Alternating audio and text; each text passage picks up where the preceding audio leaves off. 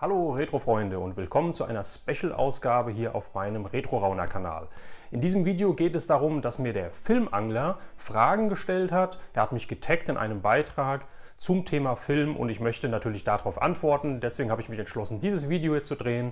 Und wenn ihr wissen wollt, welche Fragen er mir gestellt hat und wenn ihr wissen wollt, wer der Filmangler eigentlich ist, dann bleibt dran und lasst uns anfangen.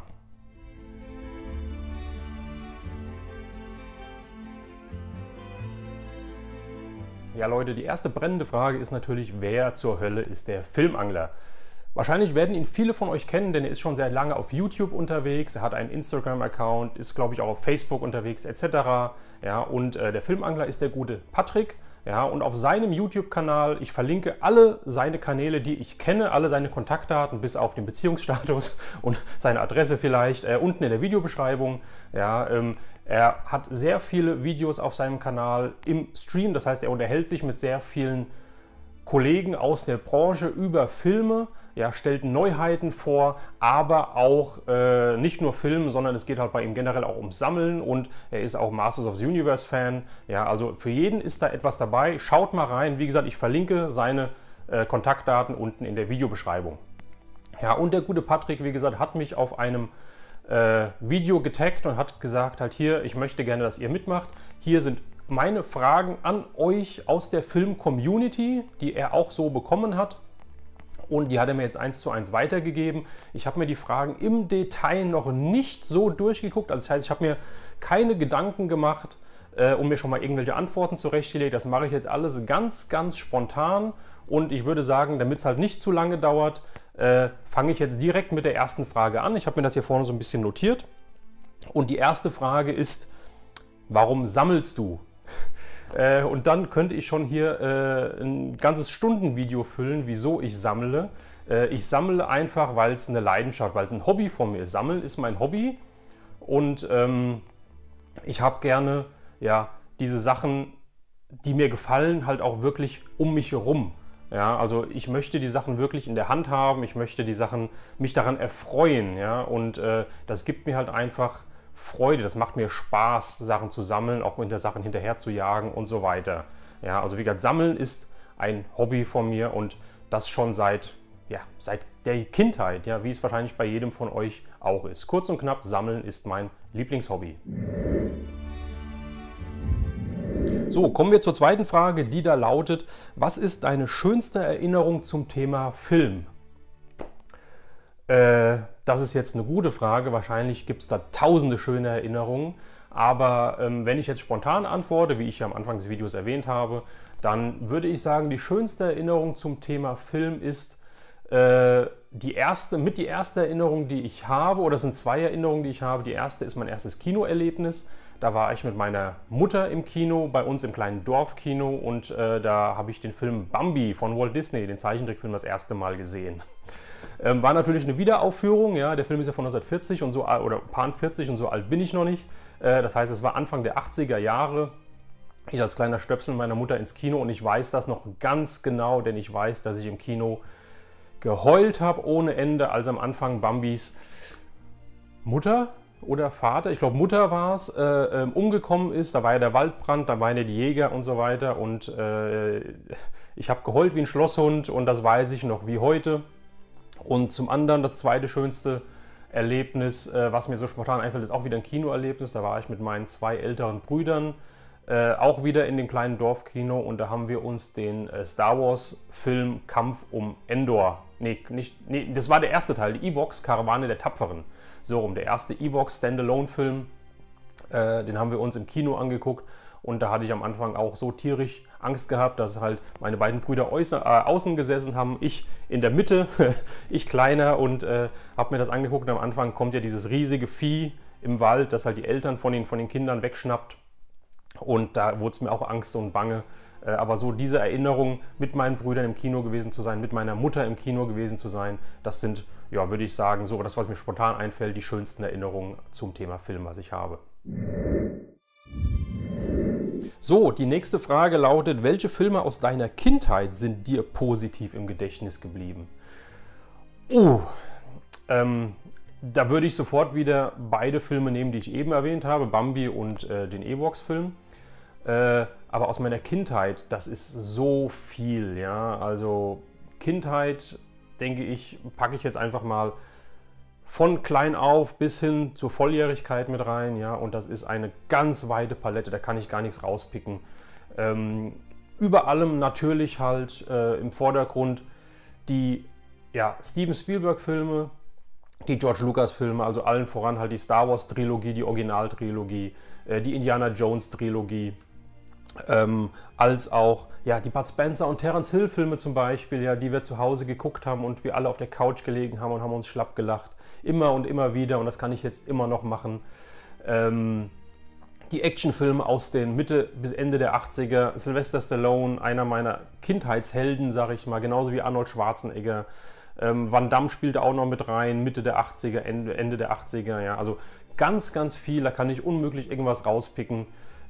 Ich habe da ein ganz breites Spektrum. So, die vierte Frage ist eine interessante Frage. An alten Gewohnheiten festhalten oder sich dem Streaming ergeben? Hätte man mich vor ein paar Jahren noch gefragt, gar nicht so lange her, vielleicht so vor 2, 3 Jahren, dann hätte ich gesagt, an alten Gewohnheiten definitiv festhalten, kein Streaming. Ja, vielleicht ist es schon 5 Jahre her. Mittlerweile hat sich das ein bisschen gewandelt, wenn ihr den Hintergrund seht. Ich sammle physisch, ja, das heißt, ich möchte die Filme wirklich auf Disc im Regal stehen haben. Früher war es halt auf VHS, ja, mittlerweile ist es halt, und dann war es DVD und jetzt ist es halt Blu-ray. Das war für mich sehr, sehr lange Zeit so, dass ich die Filme wirklich physisch haben wollte, dass ich sie schauen wollte, wann ich will und nicht erst gucken muss, gibt es die auf irgendeinem Streaming-Portal, gerade wenn ich Bock auf den Film habe, sondern ich habe ihn im Regal, ich kann in den Player einlegen und starte den Film. Mittlerweile hat sich das ein bisschen gewandelt, liegt auch daran, dass die Streaming-Anbieter natürlich ihr Angebot erweitern und exklusive Filme und Serien produzieren, die es halt nur auf dem Streaming-Portal gibt. Also mittlerweile ist Streaming bei mir auch nicht mehr wegzudenken. Ja, ich schaue sehr viele, ja, ich nenne es jetzt einfach mal Netflix und Amazon oder Amazon Produktionen, aber auch andere Sachen, wenn ich da einfach mal durchseppe und sehe was, auch wenn ich es im Regal stehen habe, klicke ich einfach drauf und das Ding startet. Nichtsdestotrotz bleibe ich beim physischen Sammeln. Das physische Sammeln hat sich aber in dem hin eingeschränkt, dass ich mir halt bei weitem nicht mehr alles hole, sondern ich hole mir sehr viele Filme aus den 80ern, die ich halt, ja, weil ich ein Kind der 80er bin, halt liebe. Ein paar 90er halt auch noch, ja. Neue Sachen überwiegend hole ich mir nicht mehr. Da muss es schon irgendwas Besonderes sein, was mir wirklich sehr, sehr gut gefällt. Dann wird da auch mal eine Ausnahme gemacht. Und ansonsten, ja, streame ich mittlerweile auch. Frage Nummer 5. Was war dein kontroversester Film, den du je gesehen hast? Das ist eine gute Frage. Kontroversester Film? Ich habe keine Antwort. Ich kann es aktuell nicht sagen. Da könnte ich jetzt hier wahrscheinlich eine halbe Stunde sitzen und nachdenken. Wenn mir im Laufe des Videos noch was einfällt, dann schiebe ich das noch rein. Ansonsten mache ich erstmal weiter. Frage 6. Ist das noch normal? Reflektiere dein Sammelverhalten. Frage 4 habe ich eigentlich schon beantwortet. Ich denke, ja, es ist normal. Jeder hat ein Hobby, jeder interessiert sich für was anderes. Der eine steckt Geld in sein Auto, ja, und geht jede Woche in die Waschstraße und kauft sich, keine Ahnung was, halt die tollen fetten Reifen und die Felgen und keine Ahnung. Ja, jedem das seine. Mein Sammeln finde ich vollkommen okay. Vor allem halt, wie gesagt, was ich eben beantwortet habe, ich kaufe mir nicht alles. Ich wähle sehr genau aus, welchen Film ich haben möchte und welchen nicht. Und von daher finde ich das Sammelverhalten vollkommen okay. Frage 7. Welcher Film ist deiner Meinung nach schlecht gealtert und welcher nicht? Natürlich Filme aus meiner Sammlung. Oh je. Also was nicht schlecht gealtert ist, also was wirklich gut gealtert ist, sage ich mal, finde ich, sind die zeitlosen Filme wie die Original Star Wars Trilogie in der Urfassung, nicht die digital überarbeiteten von George Lucas, sondern wirklich in der Urfassung. Ja, die kann ich mir jetzt immer noch super angucken. Das sind für mich die einzig wahren Star Wars Filme. Wie gesagt, auch die Indiana Jones Filme sind super gealtert, also die sind zeitlos, die kann man immer gucken. Ja. Was ist noch gut gealtert? Gut gealtert ist noch Jurassic Park, der erste Teil. finde ich Wahnsinn. Ja? Der ist ja mittlerweile auch schon 30 Jahre alt und mehr. Wahnsinn, ja, und der Film, der könnte auch jetzt heute nochmal produziert worden sein, genau so, und würde genauso gut aussehen, ja, also das ist klasse. Welcher Film nicht gut gealtert ist, gute Frage. Also ich habe mir zuletzt so ein paar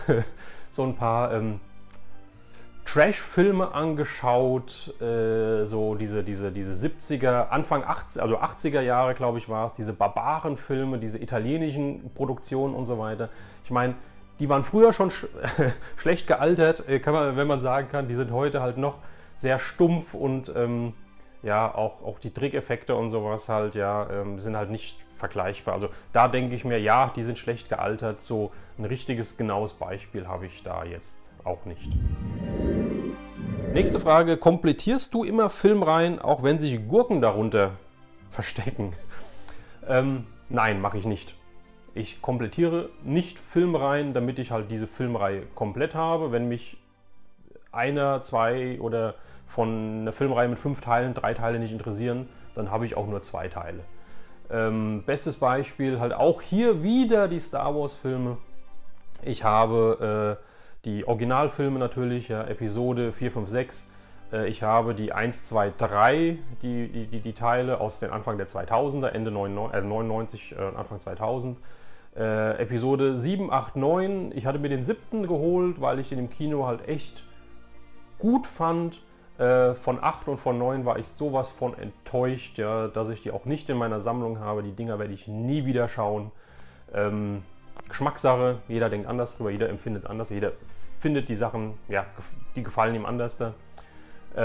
Rogue One zum Beispiel ist dann wieder in meine Sammlung gewandert, weil ich den Film einfach stark finde. Ja, also kurzum gesagt, nein, ich komplettiere nicht Filmreihen, nur weil der Film halt in diese Reihe gehört. Mache ich nicht. So, nächste Frage ist, bereust du manche Anschaffungen? Ja. Manchmal habe ich mich dabei erwischt, wie ich einen Film unbedingt haben wollte, weil ich ihn aus der Kindheit kannte, weil ich so tolle Erinnerungen an den Film habe. Habe mir den dann angeschaut und dachte mir, was hast du dir nur dabei gedacht? Und habe ihn dann wieder verkauft. Ja, nicht, weil ich Erinnerungen habe, wie ich davor sitze und wie ich mir den Film anschaue und vielleicht halt meine Eltern, meine Brüder oder meine Freunde dabei sind oder sowas halt, ja. Das ist was anderes, sondern einfach, weil der Film einfach grottig war. Ja, natürlich, Geschmäcker verändern sich und man nimmt die Sachen noch anders da wahr, je älter man wird. Und ja, da habe ich mich schon dabei ertappt, wie gesagt, wie ich gedacht habe, was habe ich denn damals gut gefunden? So ist das halt. Nächste Frage ist, neues Regal oder Filme aussortieren? Ich habe hinten bei mir jetzt nichts gefaked, gepimpt oder wie immer man es nennt halt, ja. Das heißt, ihr seht hier oben auch noch ein bisschen Leerfläche, ihr seht hier neben an der Wand noch, da passen noch 1, 2 Regale hin. Von daher, ich habe zuletzt bei meinem Umzug halt Filme wirklich aussortiert. Ich habe Filme verkauft, ich habe teilweise DVDs, die ich hatte, verschenkt und so weiter, ja, weil ich gesagt habe, ich gucke die nie im Leben mehr. Ja? Und als Staubfänger sind sie mir zu schade, dann soll sie jemand halt anschauen oder haben, der Gefallen dran findet. Ja? Also ist es ein Mix. Also wie gesagt, zum einen habe ich hier noch Platz frei und zum anderen passen noch Regale hin. Also ja, ich sortiere aus, aber ich hole mir auch neue Regale. So, die nächste Frage ist, wonach entscheidest du, was in der Sammlung bleibt, was in die Sammlung kommt und was nicht? Das ist ganz simpel, ja, und wir machen die Antwort auch ganz kurz. Ich entscheide danach, was mir gefällt. Punkt. Da gibt es gar nichts anderes. Ja. Also wenn es mir gefällt, kommt es in die Sammlung, wenn es mir nicht gefällt, bleibt es draußen. Fertig. So, Frage 12 ist interessant. Sammelt man eigentlich nur noch Filme oder eher was sammelt man eigentlich noch Filme oder die Verpackung? Das ist ganz interessant, ja, weil es gibt ja die normalen Amaray-Cases, es gibt Steelbooks, es gibt Mediabooks, es gibt was weiß ich was für Verpackungen, Sonder-Special-Editionen und so weiter. Ja, habe ich früher gesammelt, mittlerweile sage ich No, ja, oder schon seit länger sage ich No. Wenn ihr meine Filmvideos kennt, ich habe ein paar auf meinem Kanal, schaut da mal rein. Ich hole mir eigentlich immer nur Filme, wenn sie irgendwo im Angebot sind. Das heißt, wenn ich für den Film 5 bis 6 Euro ausgebe, ja, das ist für mich okay. Manchmal ein Zehner, ja, wenn ich das Ding wirklich haben will. Und das war's, ja. Also wie gesagt, Verpackungen sind für mich egal. Das Ding steht halt einfach im Regal. Die Disc, der Film ist doch der gleiche, Leute. Ich verstehe es nicht, wieso man für einen Film, für eine Verpackung 50 Euro ausgibt, wenn man den Film für 5 Euro bekommen kann. Ich gucke mir doch den Film an und nicht die Verpackung. Ist Geschmackssache, ja. Und ich ertappe mich halt auch, wie ich ganz selten wirklich Ausnahmen mache. Und die letzte Ausnahme, gut, dass das Video jetzt kommt, die letzte Ausnahme ist von dieser Woche, denn da kam ein Film, den habe ich auch hier, den ich unbedingt haben wollte, und da war mir die Verpackung, ja, nicht egal, aber ich fand sie halt einfach genial, und da habe ich auch Geld in die Hand genommen. Das ist eine Ausnahme, das ist passiert einmal im Jahr, wenn es hochkommt, und zwar habe ich mir das Mediabook von Over the Top geholt. Ihr wisst ja, Sylvester Stallone, Lincoln Hawk, die Mütze und so weiter. Das ist ein Film, da war ich bereit, meine 25, 26 Euro für auszugeben. Aber wie gesagt, das ist wirklich die Ausnahme. Wie gesagt, einmal im Jahr, wenn es hochkommt, mache ich das. Ansonsten 5 Euro pro Film reicht vollkommen. Dann die nächste Frage. Welches Gefühl bekommst du, wenn du dir deine Sammlung anschaust oder durchgehst? Ja, schön, diese ganzen Sachen in meiner Sammlung zu haben. Ist ein tolles Gefühl, die Sachen sein eigen zu nennen, oder? Ganz einfach. Die nächste Frage. Was hältst du von der Veröffentlichungspolitik der Labels? Sollen sie machen, wie sie wollen. Ja? Wer Interesse daran hat, wer es kaufen will, der kauft es. Ja? Wenn die damit gut fahren, warum nicht? Also ich bin da komplett offen. Ja? Alles gut. So, wie geht deine Familie oder deine Bekanntschaft mit deiner Sammelleidenschaft um? Sie akzeptieren es. Ja, es ist doch mein Hobby, ja, und solange ich nicht halt 24 Stunden am Tag irgendwie mich in meinem Zimmerchen einschließe und für keinen mehr erreichbar bin etc. und so weiter, es ist doch mein Hobby, es ist mein Leben, und damit müssen die Leute klarkommen. Fertig. Nächste Frage ist, siehst du noch Sinn in deiner Sammlung durch die ganzen Streaming-Anbieter? Ja, habe ich auch schon erwähnt.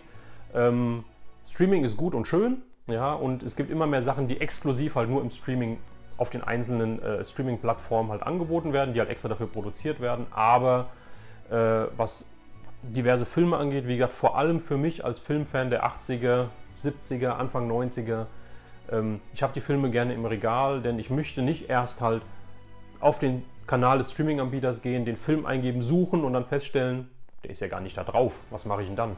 Ja, ich möchte ins Regal gehen, hebe mir den Film raus, lege ihn ein, drück auf Play und der Film läuft. Das ist es. Frage beantwortet.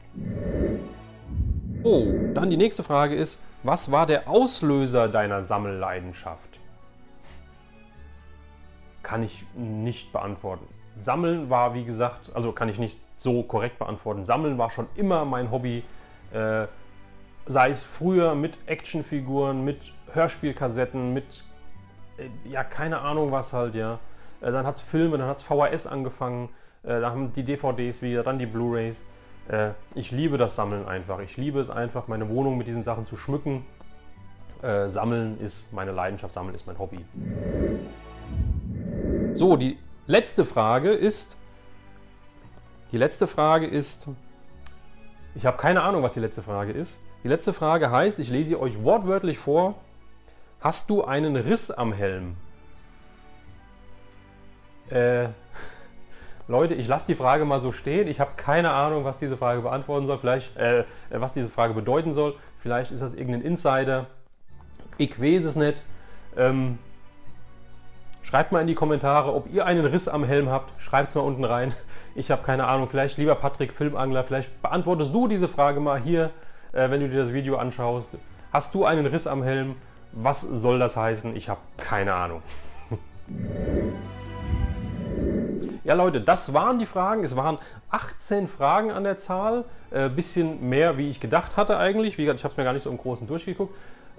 Mich interessiert halt, habt ihr Feedback zu den Fragen? Schreibt es unten in die Kommentare. Hättet ihr Fragen anders da beantwortet? Habt ihr eine andere Herangehensweise? Lasst es mich wissen. Schreibt mich an. Ja, ansonsten, wie gesagt, schaut mal beim Kanal des Filmanglers vorbei. Richtig geiler Content, gefällt mir richtig gut und behaltet den Kanal im Auge des Filmanglers. Vielleicht seht ihr mich hier da auch mal, wer weiß, vielleicht kommt da ja was. Ansonsten, wenn euch das Video gefallen hat, wie immer gerne Daumen nach oben, ja, das erhöht nochmal meine Reichweite und sagt YouTube, dass der Kanal gut angenommen wird. Und was soll ich sagen, Leute, wir sehen uns beim nächsten Video, macht's gut, euer Retro Rauner.